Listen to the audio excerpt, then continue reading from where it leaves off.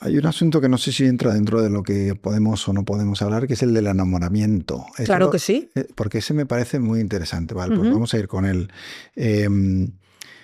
Y a pesar de ser estos monstruos, ujú, hay una de las cosas de tu libro que más me ha fascinado y es la cantidad de mujeres que se ujú, enamoran de ellos. Muchas ujú. veces cuando ya están en la cárcel, condenados, ya se ha demostrado, o incluso ellos han confesado los crímenes, y entran mujeres que por lo que sea se enamoran de esos monstruos. ¿Esto cómo es posible?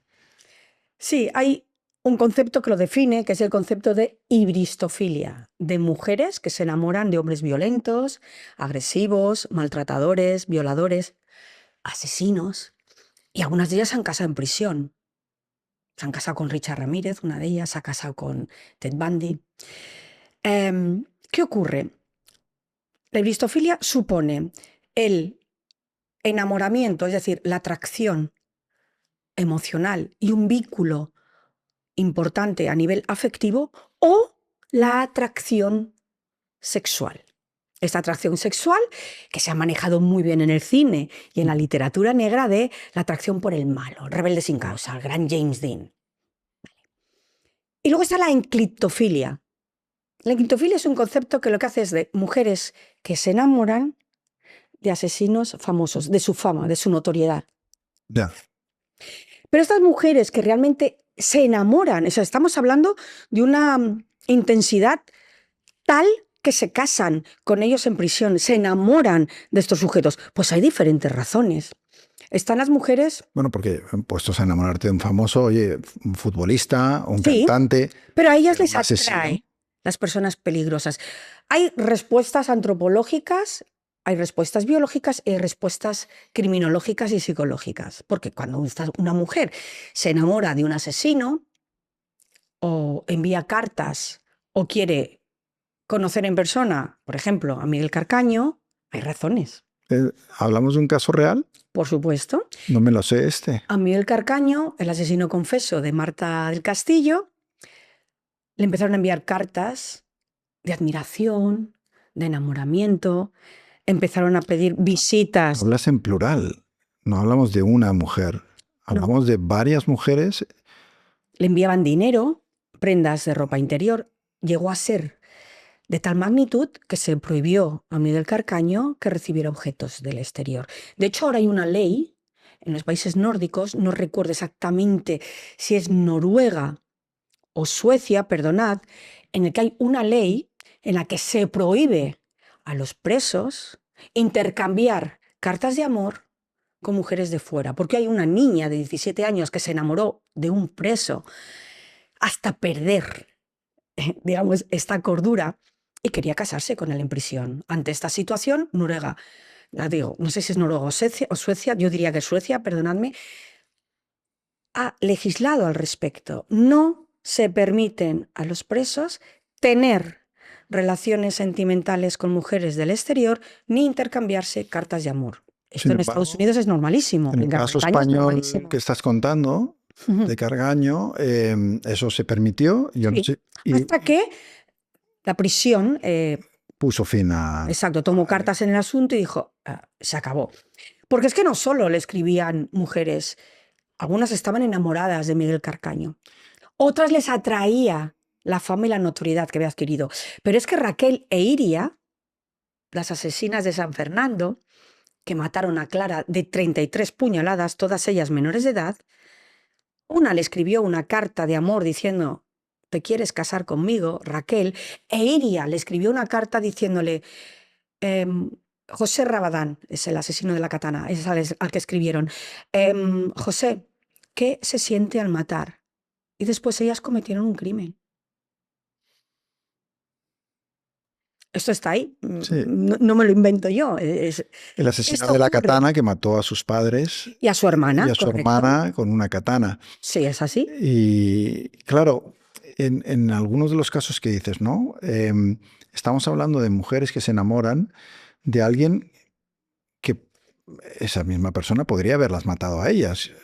Exacto. Es que en algunos casos, cuando estos sujetos que están internos Claro, tú imagínate lo fácil que es manipular a una mujer con unas características de personalidad particulares, creencias, muchas de ellas son católicas y creen que están redimiendo. Esto es de las cosas que más me ha sorprendido cuando lo he leído en tu libro. Hay un libro donde lo explica Que lo perfectamente, explica. que lo cito. Ujú. El hecho de que la mayoría de las mujeres que se enamoran de estos presos asesinos sean católicas. Va Hay con sí, lo que tú decías, ¿no? De intentar redimir a el ese amor asesino. redentor, sí, Y esa concepción un poco de le voy a cambiar, ¿no? correcto. Mi amor le va a hacer cambiar. Claro, cuando hablamos, no cualquier mujer se va a enamorar de un asesino o de un agresor sexual o de un maltratador. Igual que no cualquier hombre se enamora de una mujer también de este tipo, que es la ratio es mucho más pequeña. Pero cuando una mujer se enamora de este tipo de hombres, también estamos hablando de que tienen unos rasgos de personalidad concretos, han tenido unas historias de vida concretas y sienten que es una relación segura, por un lado, Cuando es todo lo contrario, ¿no? porque él está en prisión y están fuera. Es una relación totalmente romántica, simplemente lo que se intercambian son cartas de amor, aunque también les llenan el pecunio, por supuesto, de prisión. Saben que no las van a ser infieles y, la más importante, creen que con su amor pueden redimirlos. Pero luego están aquellas que piensan que ese sujeto que ha cometido esos crímenes, la culpa no ha sido de él, ha sido culpa de la sociedad. Quien la ha convertido en un asesino es la sociedad. Fíjate cómo le han criado, no le han querido nunca. Justifican Correcto, su crimen. justifican el crimen desde elementos o factores exógenos. Y hay una frase que me gusta mucho decir, y es que nadie nace roto, son otros los que nos rompen. A ellos los rompen hasta el extremo de convertirse en asesinos, con lo cual yo no creo en que nadie nazca ni siendo malvado, ni que nadie nazca siendo un asesino. Este determinismo criminal del hombroso está totalmente descartado. Pero como he dicho, sí que existe una predisposición a que se cometan determinados actos extremadamente malvados o actos cotidianos de maldad. ¿No te has encontrado nunca con la típica persona quisquillosa que te está fastidiando durante 10 años tu vida, que dices, mira, ya se acabó? El típico victimista que te chucla la energía, que te roba la energía, porque siempre está hablando de... Bueno, pues hay muchísimas personas, como he dicho, con diferentes grados de maldad que nos pueden tocar las narices y hacernos pasar malos momentos. Lo que pasa es que estas mujeres que se enamoran de estos hombres, aparte de estas razones que hemos dicho, hay una investigación que yo, 2 o 3 investigaciones, mejor dicho, perdón, que cito en Criminalmente, que hablan y son desde el punto de vista de la biología y de la antropología. Hay una teoría que dicen que hay mujeres que buscan a hombres violentos porque se sienten seguras con ellos. Son Y esto es una protectores. son protectores de la familia, del clan. Entonces, está explicado, bueno, en esta teoría explica perfectamente cómo la evolución ha demostrado que las mujeres en épocas primitivas tendían a estar al lado de hombres violentos porque se sentían seguras, porque podía proteger a la familia, a los hijos, a la comunidad, al clan. Claro, esto tiene una doble lectura, porque también pueden acabar con su vida. Hay casos en Estados Unidos de mujeres que han salido en libertad condicional, se los han llevado a su casa, pues porque ya tienen una relación estrecha y han sido víctimas de estos hombres. Claro, es un poco lo que decía yo antes. Una dicotomía Estás peligrosa. enamorando de alguien que sí ha matado a otra mujer, por ejemplo, que podrías haber sido tú y que, como tú cuentas, en algunos casos terminas siendo tú La víctima de ese enamoramiento, ¿no? Exacto. La verdad es que es impresionante. Y luego, si además son psicópatas que tienen, como dices tú, una capacidad de seducción enorme, Brutal. que hablan, que te encandilan y demás, claro, ellos también, me imagino que utilizan a esas mujeres que se enamoran En su de propio ellos para su beneficio. propio beneficio y Las hacen sentir. Yo tengo algunas de las cartas que enviaba Richard Ramírez, porque a ver, son de dominio público, no es que yo las haya conseguido. ¿qué hizo Richard Ramírez? Richard Ramírez es se le conoce como el acosador nocturno. Asesinó a varias mujeres, dejaba símbolos pintados con carmín en las paredes o incluso en la piel de sus víctimas, un símbolo satánico, ¿no? El triángulo este doble invertido. Pues Richard Ramírez, un psicópata, un sujeto muy, muy peligroso que seguía a sus víctimas, por eso se le llama merodeador, porque cuando me has preguntado antes por la selección victimal, según la tipología de este gran investigador canadiense que es Kim Rosmo, para seleccionar a las víctimas se dividen los asesinos en cazadores, en merodeadores, en tramperos o en pescadores. Pues en el caso de Galán, un cazador. Va a buscar a sus víctimas y le da igual una que otra. En el caso de Richard Ramírez, merodeador, porque seguía a sus víctimas. Y cuando encontraba el momento idóneo, entraba en sus casas y las asesinaba. Pues Richard Ramírez empezó a hablar con una periodista. Empezó a hablar con él y esta periodista empezó a enamorarse de Richard Ramírez. Y la enamoró con sus palabras. Luego ella fue a verle a prisión y se terminó casando con él. Y cuando estaba a punto de finalizar el juicio, fueron muchas mujeres las que escribieron que por favor absolvieran a Richard Ramírez porque era una víctima de la sociedad, de cómo lo habían criado, que nadie le había amado. Fíjate, hay un caso que es muy interesante desde este punto de vista. Kenneth Bianchi y Buono, su primo, son los estranguladores de las colinas, los estranguladores de Hillside que, bueno, atemorizaron a la ciudad de Los Ángeles durante los años 70 y 80. Pues cuando Bianchi entra en prisión, hay una periodista que quiere escribir sobre él. ¿De acuerdo? Por eso ahora cuando van a hablar con asesinos, suelen ser ellos. Bien, pues entra en prisión, empieza a hablar con Kenneth Bianchi, se enamora, Verónica Compton se llama, se enamora perdidamente de Kenneth Bianchi y en un momento en el que todavía no se puede aplicar la ciencia forense de la práctica de identificar biológicamente el ADN a través del semen, la convence, la pasa semen en el guante, en el dedo de un guante, sí, esto es real, y le dice que mate a una mujer con su mismo modus operandi, a un tipo de mujer como sus víctimas anteriores, para que parezca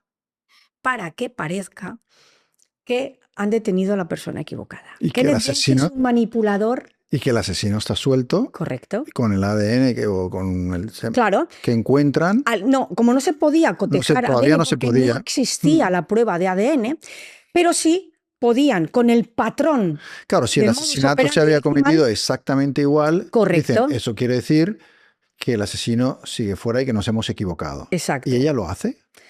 Lo intenta, pero la víctima se defiende y no puede. Por supuesto, entra en prisión también.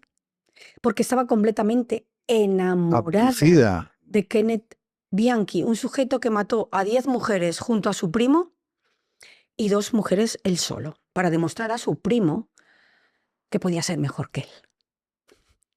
Increíble. Esto del enamoramiento me deja perplejo. O sea, Bueno, tenemos un caso en mi último libro, En Muertes Nada Accidentales, de una mujer, Denise Lavey, que mata a su hija de 2 años porque su amante le pide un sacrificio de amor. ¿Qué me dices? Denise Lavey es una mujer normal, pero bellísima. Pasa que nace en un pueblo. ¿Dónde? En Francia. En Francia. Se sitúan en varios lugares, pero el centro de todo es París.